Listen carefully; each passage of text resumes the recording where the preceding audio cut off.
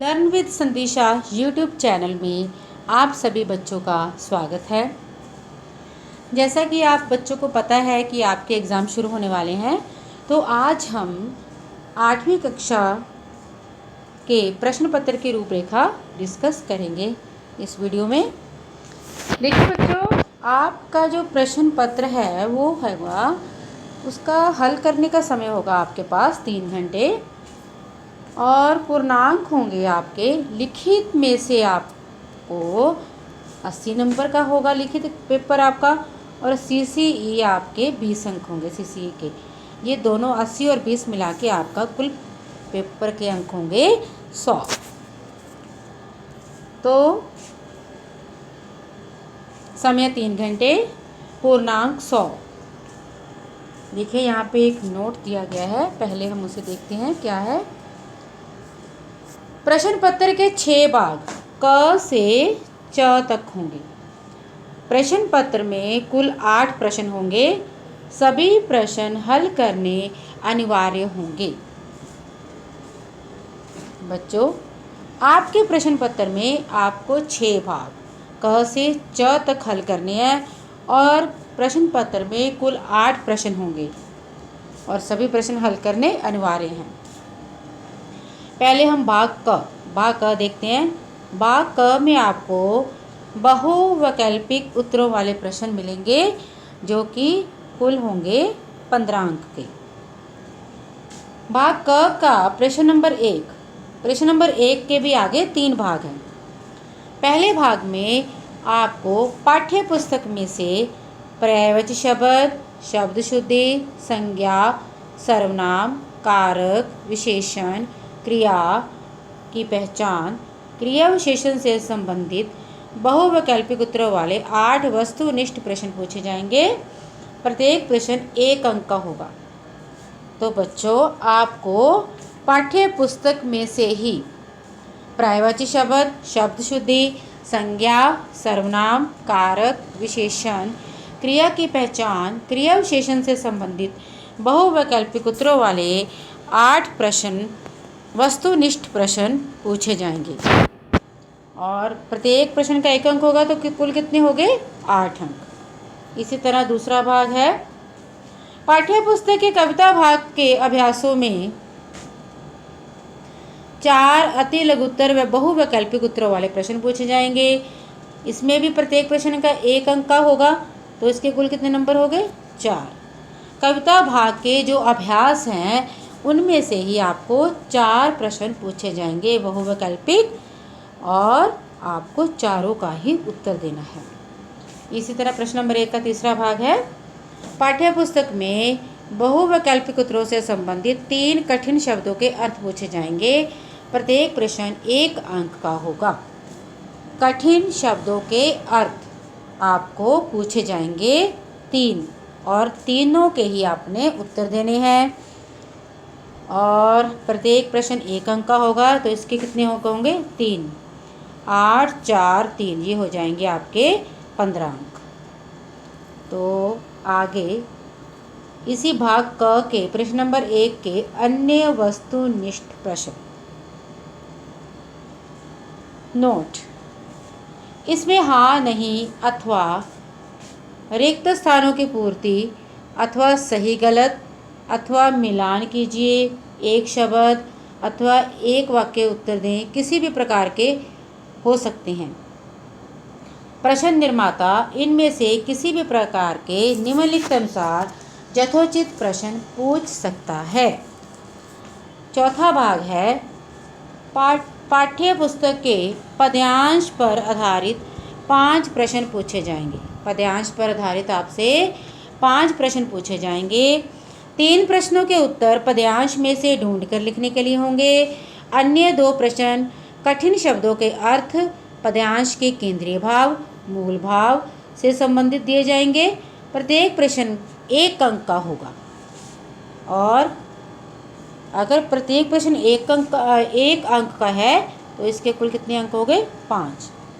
देखिए, पद्यांश होता है जो आपकी पाठ्य पुस्तक में कविता है उसकी छोटा सा भाग, उसे हम पद्यांश कहते हैं।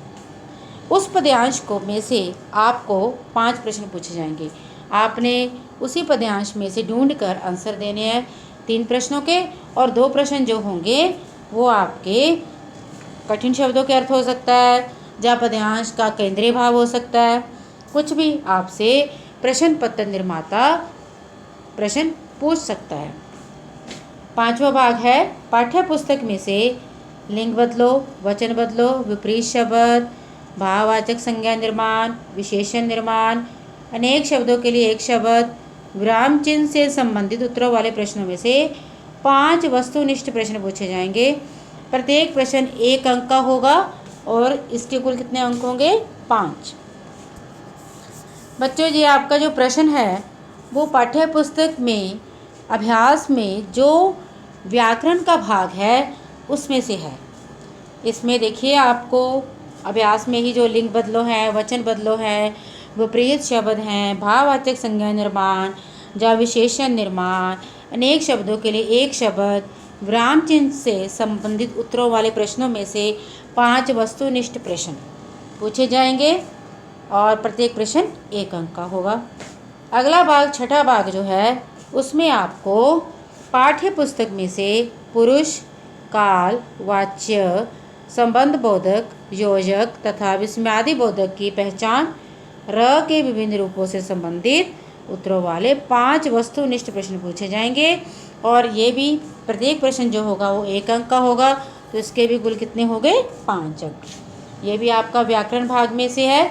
आपके पाठ्य पुस्तक में ही जो अभ्यास है, पाठ के पीछे जो अभ्यास होता है उसी में से पुरुष, काल, वाच्य, संबंध बोधक, योजक तथा विस्मयादि बोधक की पहचान, र के विभिन्न रूप से संबंधित उत्तरों वाले प्रश्नों में से 5 वस्तुनिष्ठ प्रश्न आपसे पूछे जाएंगे। 5, 5 और 5 ये मिलके हो गए 15 अंक। इसी तरह अब है आगे भाग ख। भाग ख जो है वो आपका पाठ्य पुस्तक में से है। इसके कुल अंक होंगे 20। इसमें प्रश्न नंबर 2 है, पाठ्य पुस्तक के गद्य भाग में से 10 अति लघु उत्तर प्रश्न पूछे जाएंगे, जिनमें से 8 प्रश्नों के उत्तर लगभग 1-2 पंक्तियों में लिखने के लिए कहा जाएगा। इसके कुल कितने अंक होंगे? 8। गद्य भाग में 10 अति लघु उत्तर प्रश्न पूछे जाएंगे और 10 प्रश्नों में से आपने कितने अंक के प्रश्न आपने उत्तर देने हैं? 8। 10 में से 8 प्रश्नों के आपने 1-2 पंक्तियों में उत्तर लिखने हैं, और प्रत्येक प्रश्न कितने नंबर का है? 1 नंबर का, और ये हो गए कुल 8 अंक। इसी तरह प्रश्न नंबर 3 है, पाठ्य पुस्तक में से 5 निबंधात्मक प्रश्न पूछे जाएंगे, जिनमें से 3 प्रश्नों के उत्तर लगभग 4-5 पंक्तियों में लिखने के लिए कहा जाएगा।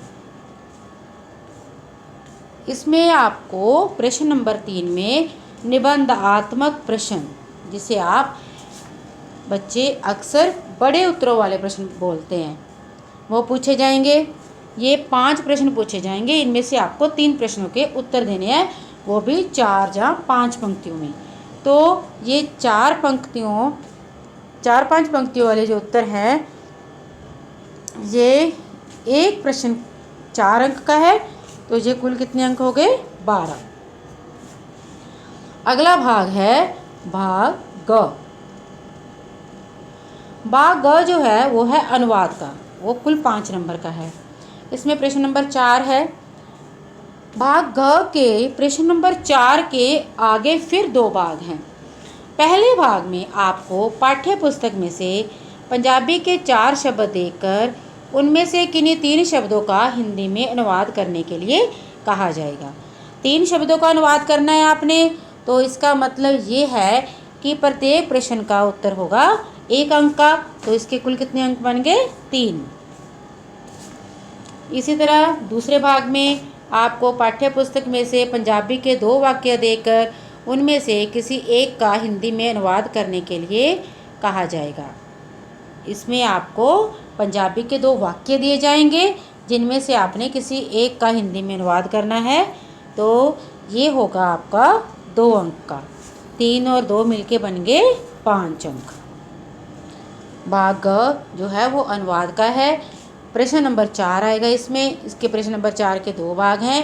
पहले भाग में आपको पंजाबी के 4 शब्द दिए जाएंगे, उनमें से आपने 3 का उत्तर देना है। उसके बाद पंजाबी के 2 वाक्य देकर उनमें से किसी एक का हिंदी में अनुवाद करना है। इसी तरह आगे है भाग घ। भाग घ अपठित गद्यांश। अपठित गद्यांश क्या होता है? जैसे आपने बहुत बार सुना है कंप्रीहेंशन। जैसे एक पैराग्राफ होता है, उसको पढ़ के आपने नीचे दिए गए प्रश्नों के उत्तर देने होते हैं, वैसे ही ये अपठित गद्यांश है। ये है प्रश्न नंबर 5। एक अपठित गद्यांश को पढ़कर 5 प्रश्नों के उत्तर देने के लिए कहा जाएगा। ये होगा कुल 5 अंक का। इसके बाद आगे है भाग ड़, मुहावरे एवं लोकोक्तियाँ। यह है प्रश्न नंबर 6। पाठ्य पुस्तक में से 7 मुहावरे लोकोक्तियाँ देकर उनमें से किन्हीं 5 मुहावरे लोकोक्तियों के वाक्यों में अर्थ स्पष्ट करने के लिए कहा जाएगा। 7 मुहावरे होंगे या लोकोक्तियाँ।